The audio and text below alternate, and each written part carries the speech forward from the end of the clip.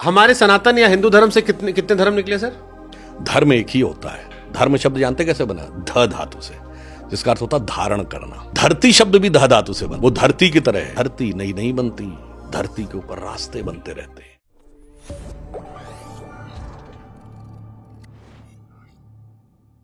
हमारे सनातन या हिंदू धर्म से कितने कितने धर्म निकले सर? देखिए, और क्यों निकले हैं? आपको कुरीतियों की बताता वजह से? हूं। नहीं, देखिए, मैं बताना चाहता हूं, धर्म एक ही होता है। धर्म शब्द जानते कैसे बना? ध धातु से, जिसका अर्थ होता है धारण करना। और धर्म की परिभाषा भी है धारणात इति धर्म। इसीलिए देखिए, बहुत अंतर है, इसको गहराई से समझना चाहिए। धरती शब्द भी ध धातु से बना है। धरती सबको धारण करती है, ठीक। धर्म के जो 10 लक्षण कहे गए हैं वो क्या है? धृति, क्षमा, दमोस्तेयम, शौच, इंद्रिय निग्रह, धी विद्या, सत्यम, अक्रोधो, दशकम धर्म लक्षण। पहला है धृति, धैर्य, धारण करना। First you have to sustain, you have to contain something, then you will be able to realise. अब आप ये समझिए, धर्म धारण करने से बनता है, वो धरती की तरह है। धरती नहीं बनती, धरती के ऊपर रास्ते बनते रहते हैं। इसीलिए जिसको आप संप्रदाय कहते हैं उसके लिए पंथ शब्द है, और पंथ शब्द रास्ते के लिए भी है। संस्कृत में दोनों पर्यायवाची हैं।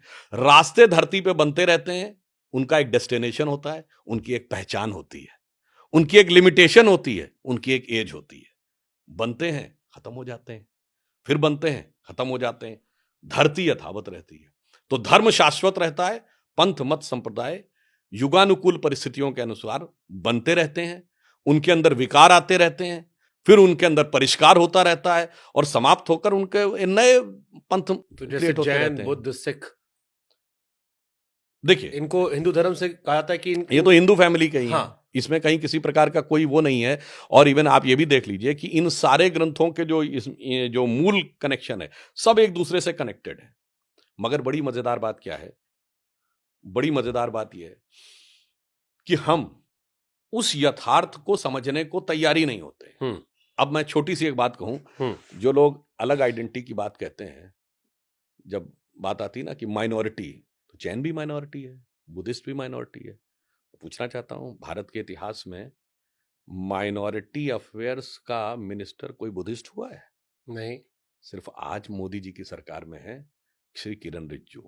चैलेंज करके पूछता हूं, बताओ मेरे भाई, ये तो रियल माइनॉरिटी है ना, सबसे छोटी वाली, आधा परसेंट 1% वाली।